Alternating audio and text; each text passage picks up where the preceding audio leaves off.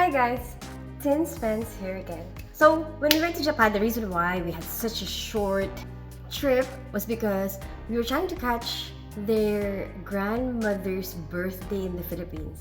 So the plan was we're gonna go to Japan and then Philippines because they're very close to each other. And also, you know what, during that time, it's cheaper to go to Philippines first, fly from Philippines to Japan and back, and then fly back to London from Philippines.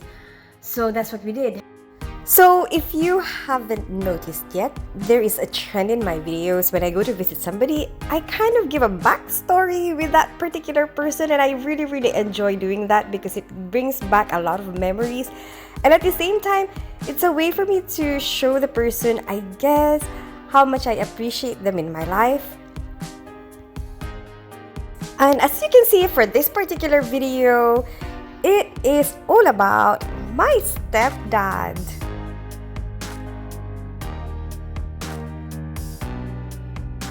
But actually, it's tiring. It's a shame there's actually direct flights from London to Japan. So that would have been very convenient because you just go straight to Japan and then go straight back. Plane tickets were so expensive. My stepdad has been in my life since I was around 8 years old. So obviously, he is a big part of the person that I am now and the person that I have become.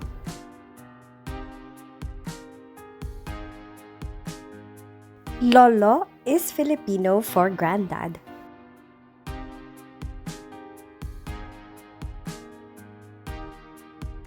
My mother from their dad's side's birthday is the 12th of August.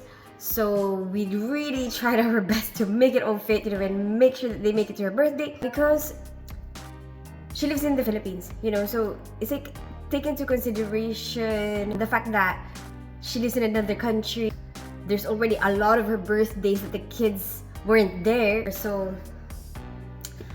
if we can do it, why not? My mom did not want any more kids after us. She really found it a big struggle to have kids. And you know what? My stepdad loved my mom so much that he settled for that. Like, okay, we don't have to have kids. One time, they even joked that his kids will be the lovebirds that they bought. But you know what's really sad? Those lovebirds got eaten by rats. So that's really heartbreaking. He looked after us and treated us as if we were his own, probably even more. I don't really have that many family left in the Philippines. To be honest with you, it's kind of eerie that I grew up in the Philippines with all these people, and then I moved to the UK, and then a lot of those people that I grew up with passed away over time. My mother has passed away. Her parents have passed away. So my grandparents, but I managed to spend time with them while I was young. The only immediate family that I have in my hometown in Naga City is my auntie, which is my mom's sister, and my stepdad. And I have loads of cousins though. Luckily, the people that I didn't really grow up with are still alive now. My family who are based here in the UK. My dad's side of the family. So my dad and his brothers and sisters and my grandparents on that side. I didn't really grow up around them. But now, like, I moved here in the UK, I get the chance to spend time with them and, get to know them. And, like, luckily, they're living longer. I'm glad about that, because I get the chance to get to know them in this lifetime. My stepdad and my mom has been together since I was 8 years old until my mom passed away in 2019.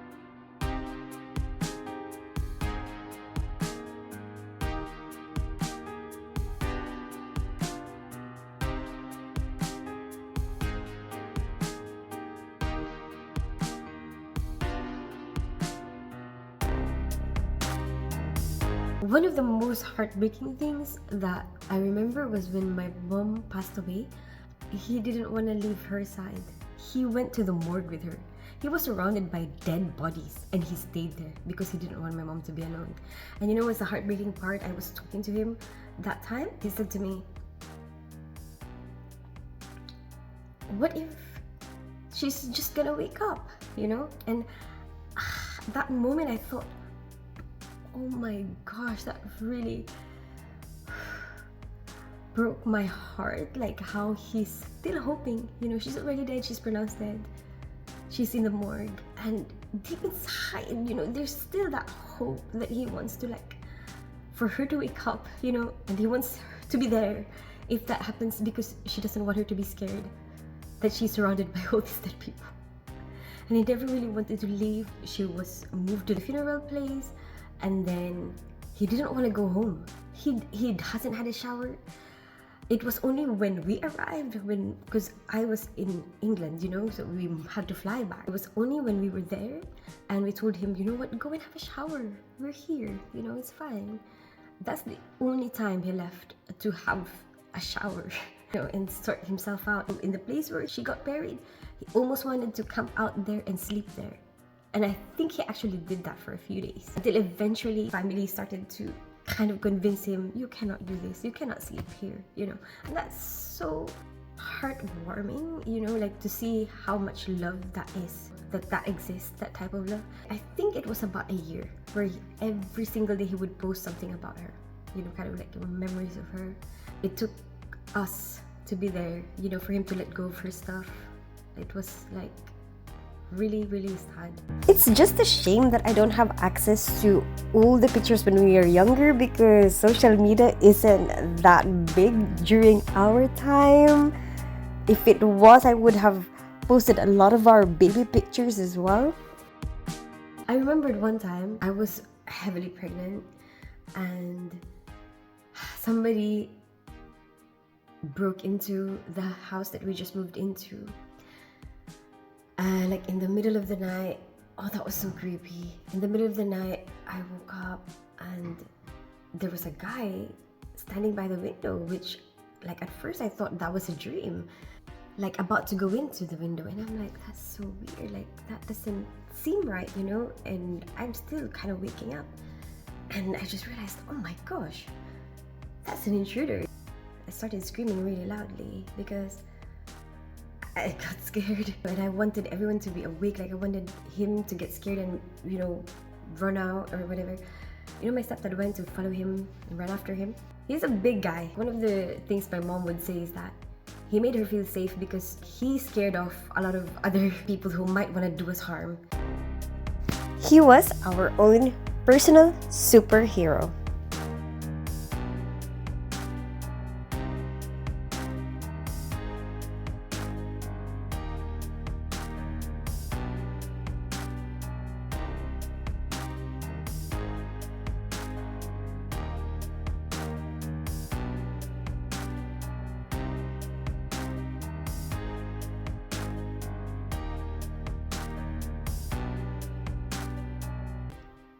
But you know what? He's a real softie on the inside, so he's not scared of people who are alive. My stepdad, he will run after that intruder and not be scared because they're alive. But he is, you know what he's scared of? He's scared of ghosts, which is so super cute, and he's scared of rides. Oh my gosh, we cannot get him to go in to go into rides. My stepdad is like a gentle giant. That's what he is. Okay, when my mom died, he's scared of ghosts, you know. He's scared of being around dead people. And I know how much courage it took for him. He went to the morgue with her. He was surrounded by dead bodies and he stayed there because he didn't want my mom to be alone. I will always go back to Naga City to see my stepdad and, you know, visit my mom's grave because my mom's grave is there. Obviously, I'm gonna tell you a story about my stepdad because that's the trend, isn't it? My stepdad. I love my stepdad so much. You see this? The school that you see there is called Ateneo de Naga University, and right around the corner here,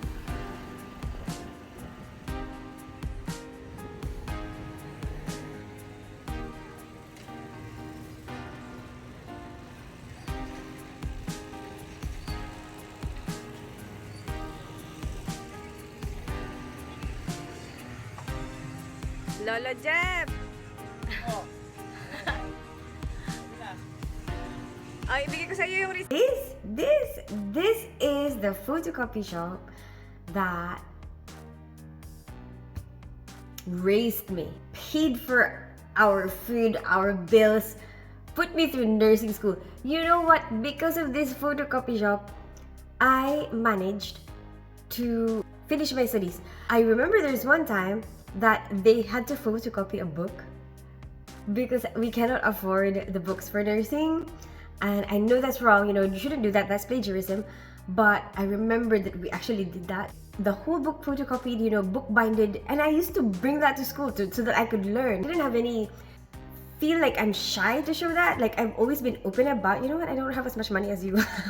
But you know what, I'm gonna study. I need to study. I'm gonna bring my book. Yeah, this is what we do, to cope with not having the same amount of money that you do. I have to photocopy the books. I want to learn. I want to finish my nursing. I guess I'm telling you this story kind of make you appreciate that, if you can afford books and you have the chance to study, you're luckier than me, when I was growing up. This was my wedding day, way back in 2010. So I have been away from the kids because I was getting ready, and as soon as the kids saw me walk down the aisle, look, they both ran up to me. Oh, my heart broke that I couldn't take them because we had to go back to the ceremony. We did struggle financially when I was growing up there in the Philippines. But one thing that I am grateful for is we didn't struggle emotionally. I didn't struggle with that. My stepdad, he did everything that he can for us. He would bend over backwards to try and give us what we need or what we want. You don't even ask. You don't even have to ask. He will offer. Even things that are too much to ask for, and those are the things that he will offer you, that he will give it to you, he will do it for you. Never ever has he lost his patience with us to the point where he will hit us, or swear at us, or shout at us. Imagine, we were 8 years old when we started living with him. And kids can be really rowdy, kids can be really annoying. I don't know, especially maybe if it's not your kids as well, maybe it's even more annoying. I don't know. I feel like the older I get, the more I appreciate the things that he has done for us. How lucky I was with how he treated us because of, hearing experiences from other people as well. And I'm like, oh my gosh, I didn't have that experience. My stepdad was so generous to me about the things that he can give. I feel like I'm really lucky to be able to have that because I see how much I am able to give to my kids now because of him. They say that you cannot give what you do not have, and I am so lucky that he has given me so much while I was growing up that I feel like I can give my kids a lot more patience, a lot more generosity. He has always been a safe place for me, and so I am able to become a safe place for my children as well. Looking back now, I don't think I ever really gave him that much attention or that much appreciation, and this is actually long due.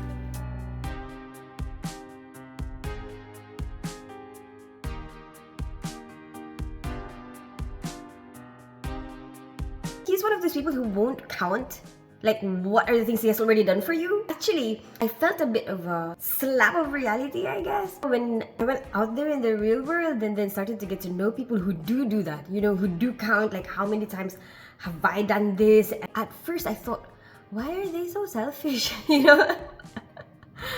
But actually, they're just normal. My stepdad was just overly generous, and so he never thought about whatever you take. They always made us the priority. My stepdad and my mom, they will sleep on the floor and give us their bed. That's the way they are. The kids always come first. The kids are always the priority. I am really, really grateful for that. Today, as a parent, I see how that is passed on to me because in my household, my kids come first. And now my kids will have more to give to their future generations. I wasn't a perfect kid. I've been really naughty. I think I remember a lot of moments where I would have said something really spiteful or hurtful to him, and he never retaliated from that. You know, he never lashed out on us. He had so much patience for us.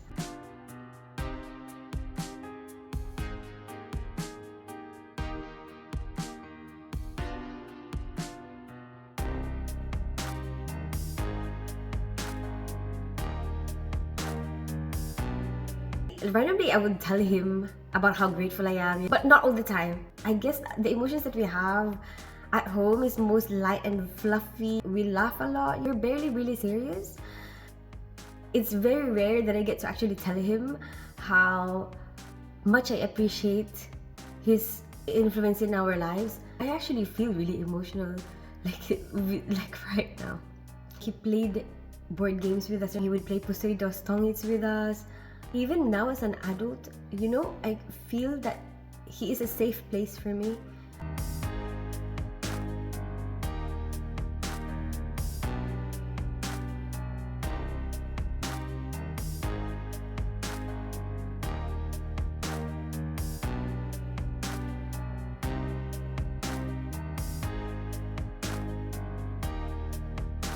I have been so independent and like, you know, have to think about, oh, I need to do this, I need to do this. But you know, when I am in his presence, like when I went back this particular time, I realized how much when I am in his presence, I can let go. That's how safe I feel when he's around. Like I can let go and he will take care of everything. You know?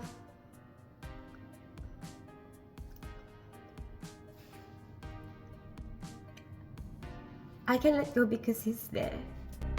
I don't know why that part always makes me cry. You know, I've been editing this video, putting voice messages on top, and every time I go past that part, I still cry. He never asks us for anything. Like, never. Even when he's at his lowest point, even when he's like struggling, even when all the flood has happened, he would never ask us for anything. We will be the one to say to him, you know what, take this money. And we will be the one to send him money. Like the reason why we're sending money is because we want to, and like we want to take care of him, we want to help him, not because he's asking us, you know. He's never demanded anything.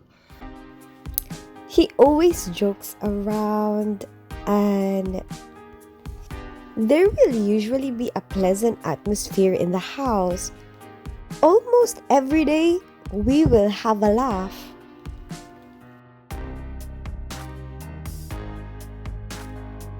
He was around when I was growing up, and then I'm happy that my kids get to be around him as well while they were growing up.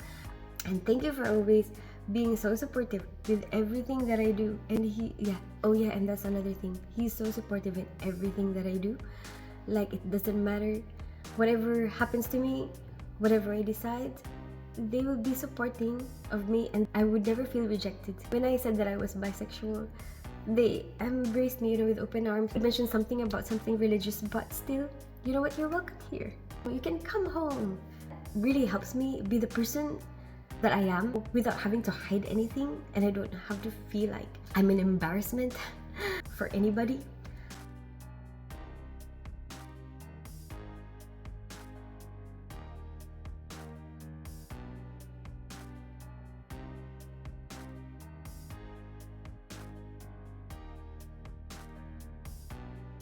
Oh my gosh, I feel really emotional about this. I guess because it's a really close person, you know. Anyway, him and my dad are very good at being civil with each other. There's even one time where they slept in one room together. Lolo Jeff, we miss you and we love you.